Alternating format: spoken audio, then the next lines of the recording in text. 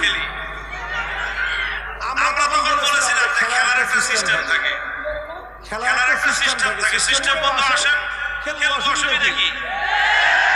যখন খেলার ফাইনাল খেলার দিন আসলো তখন গণভবনে দেখা গেল খেলোয়াড় তো দূরের কথা